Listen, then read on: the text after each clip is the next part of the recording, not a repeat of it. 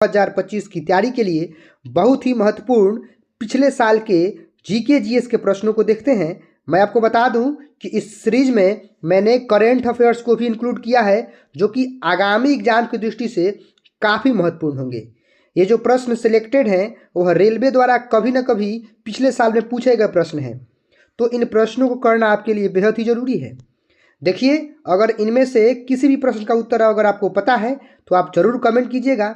Channel में पहली बार visit कर रहे हैं तो चैनल को सब्सक्राइब कर लीजिएगा और अपनी तैयारी को मजबूत कीजिए। आपको ढेर सारी शुभकामनाएं हैं आपके उज्जवल भविष्य की। इन्हीं शुभकामनाओं के साथ चलिए शुरुआत करते हैं आज के अपने पहले प्रश्न की। पहला प्रश्न आपके सामने है, करेंट अफेयर से संबंधित है।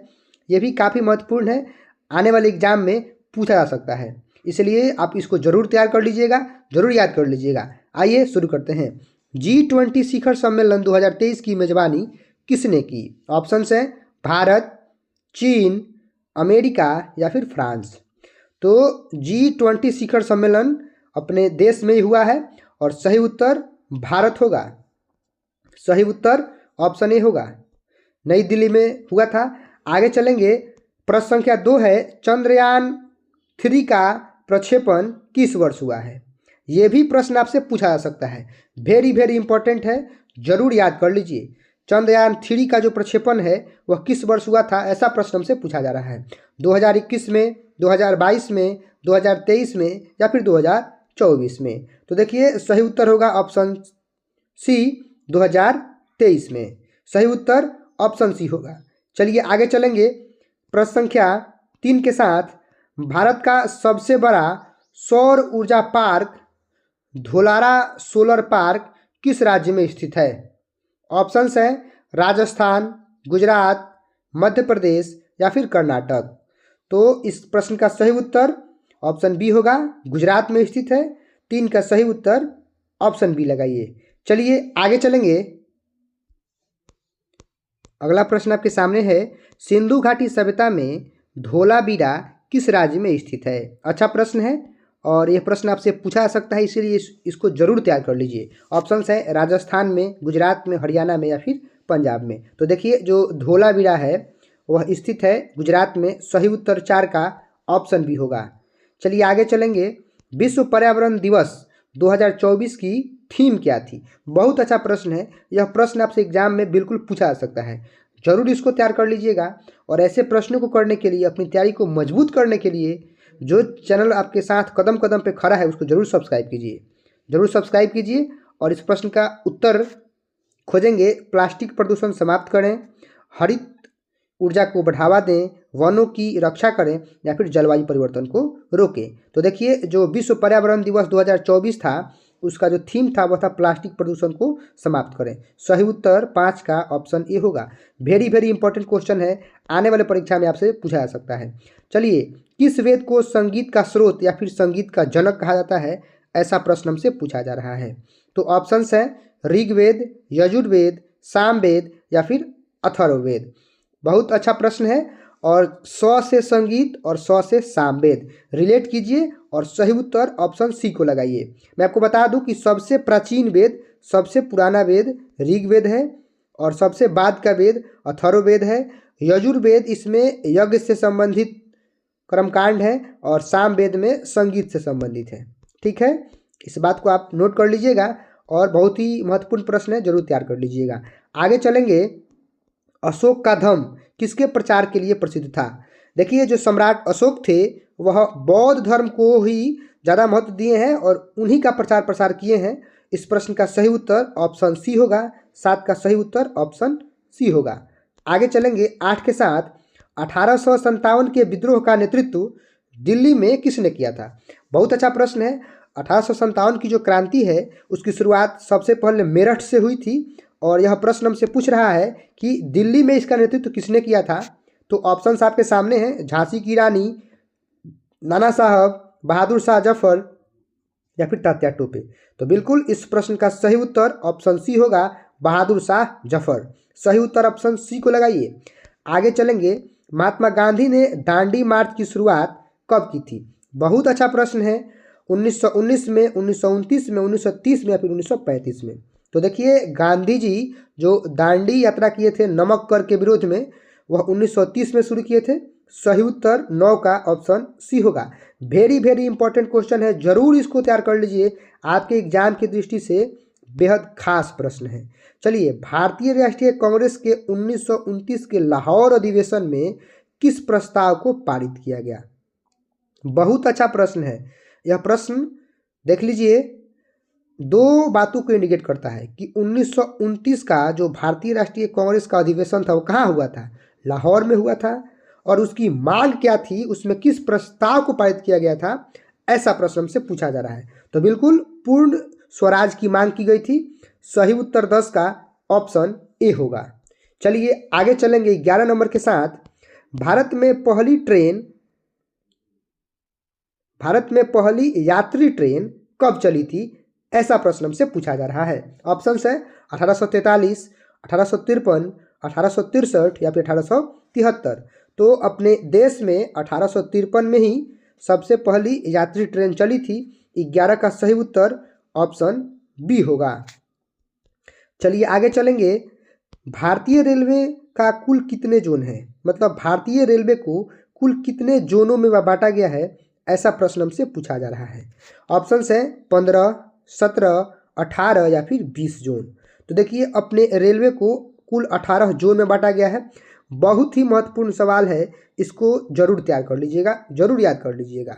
चलिए आगे चलेंगे 13 नंबर के साथ। भारत का सबसे बड़ा राज्य क्षेत्रफल के आधार पे कौन सा है? क्षेत्रफल के आधार से सबसे बड़ा राज्य अपने देश का कौन सा है, ऐसा प्रश्न हमसे पूछा जा रहा है। राजस्थान है, मध्य प्रदेश है, उत्तर प्रदेश है या फिर महाराष्ट्र है? तो देखिए, 13 का सही उत्तर राजस्थान होगा। सबसे ज़्यादा क्षेत्रफल वाला राज्य राजस्थान है अपने देश में। जरा कमेंट कर दीजिए कि जनसंख्या की दृष्टि से सबसे बड़ा राज्य कौन है अपने देश में। जरूर कमेंट कीजिएगा, जनसंख्या की दृष्टि से सबसे बड़ा राज्य कौन है। चलिए आगे चलेंगे। ग्रीनविच मेरिडियन रेखा किससे संबंधित है? अक्षांश से, देशांतर से, ऊंचाई से या गहराई से? बहुत अच्छा प्रश्न है, ज्योग्राफी से प्रश्न है और सही उत्तर होगा देशांतर से संबंधित है। सही उत्तर ऑप्शन बी होगा। चलिए आगे चलेंगे। भारत का कौन सा झरना सबसे ऊंचा है? सबसे ऊंचा झरना की बात कही जा रही है, तो ऑप्शंस आप पढ़िएगा। कुंचिकल झरना, जोग झरना, दूध सागर झरना या फिर शिमला झरना। तो देखिए, अपने देश में जो सबसे ऊंचा झरना है वह है कुंचिकल झरना। सही उत्तर 15 का ऑप्शन ए होगा। आगे चलेंगे 16 नंबर के साथ। साइंस से प्रश्न है और यह प्रश्न काफ़ी इंपॉर्टेंट है। प्रकाश की गति हमसे पूछा जा रहा है। ऑप्शंस हैं 3 लाख किलोमीटर प्रति सेकेंड, 1.5 लाख किलोमीटर प्रति सेकेंड, 3 लाख मील प्रति सेकेंड या फिर 1.5 लाख मील पर सेकेंड। तो देखिए, इस प्रश्न का सही उत्तर होगा ऑप्शन ए, 3 लाख किलोमीटर पर सेकेंड। प्रकाश की चाल बहुत तेज होती है, 3 लाख किलोमीटर प्रति सेकेंड। जरा एक प्रश्न का उत्तर आप दीजिएगा कि सूर्य का प्रकाश पृथ्वी तक आने में, अर्थ तक आने में कितना समय लेता है?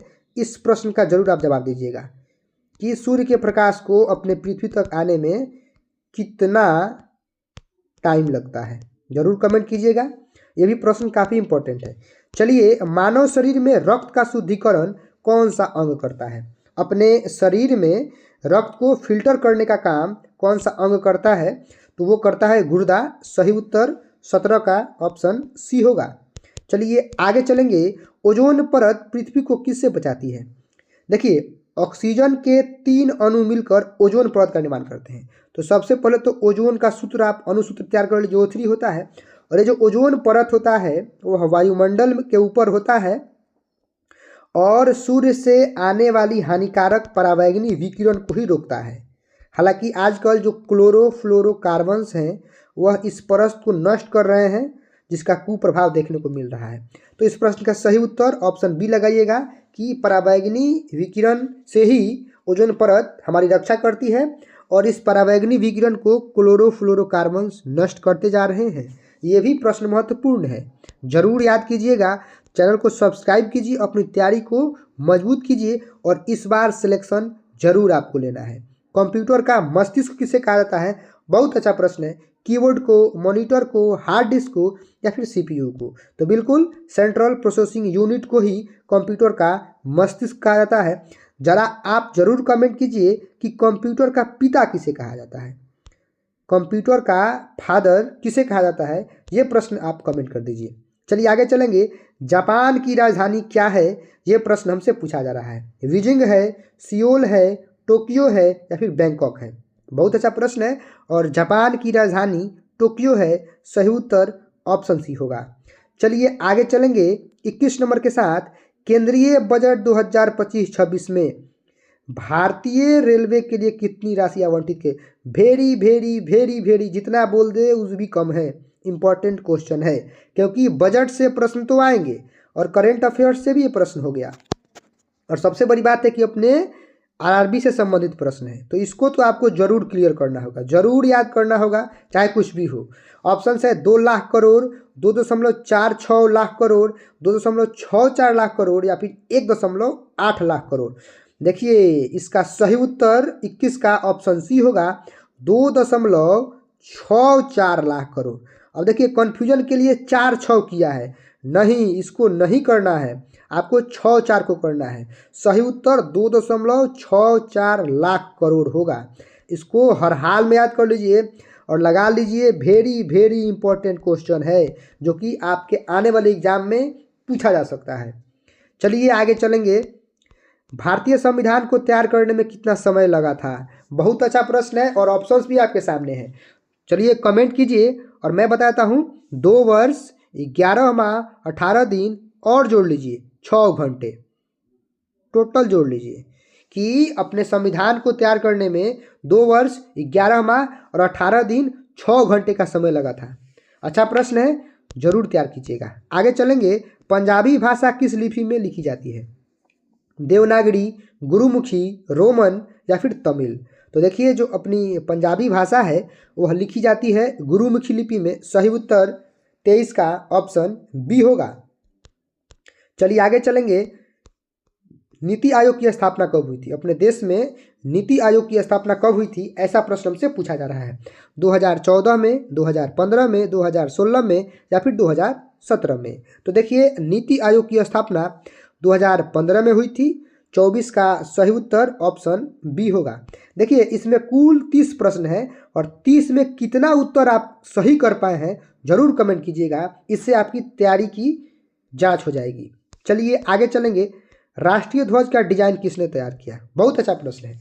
हम लोग इस चैनल के माध्यम से रोज ही महत्वपूर्ण क्लास करते हैं और करते रहेंगे जब तक आपकी तैयारी अच्छी न हो जाए। तो इस चैनल को जरूर सब्सक्राइब कीजिए अपने उज्जवल भविष्य के लिए। चलिए भारतीय ध्वज का जो डिजाइन है वह कौन तैयार किए थे? बिल्कुल पिंगली वेंकैया। सही उत्तर 25 का ऑप्शन बी होगा।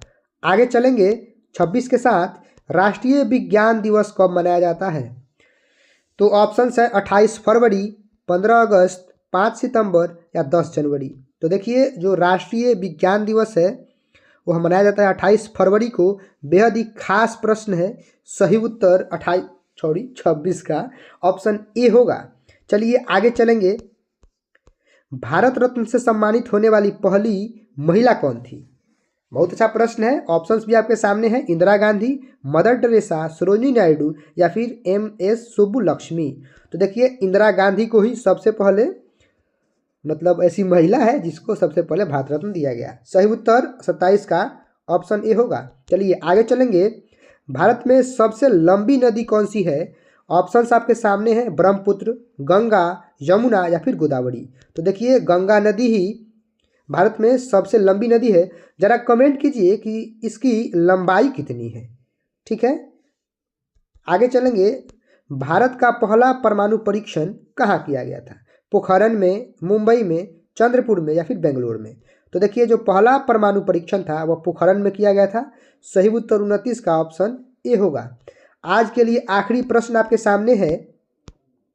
गिर राष्ट्रीय उद्यान किस राज्य में स्थित है? बहुत अच्छा प्रश्न है और राष्ट्रीय उद्यान से तो प्रश्न आएंगे ही आएंगे। तो ऑप्शंस आपके सामने हैं। मध्य प्रदेश, गुजरात, राजस्थान या फिर महाराष्ट्र? तो देखिए आपको करना ये है कि ग से गिर है और ग से गुजरात रिलेट कर लेना है और कभी भूलिएगा नहीं। इसका सही उत्तर गुजरात के साथ चलेंगे हम लोग। सही उत्तर ऑप्शन बी होगा। तो देखिए इस वीडियो में 30 महत्वपूर्ण जीके जीएस के प्रीवियस ईयर के प्रश्नों के साथ साथ करेंट अफेयर्स को भी किए हैं। आप यहाँ पर जरूर कमेंट कीजिए कि कितना सही कर पाए हैं। मिलेंगे अगली वीडियो में अगले टॉपिक के साथ। तब तक के लिए आपको ढेर सारी शुभकामनाएं। आप पढ़ते रहिए, बढ़ते रहिए।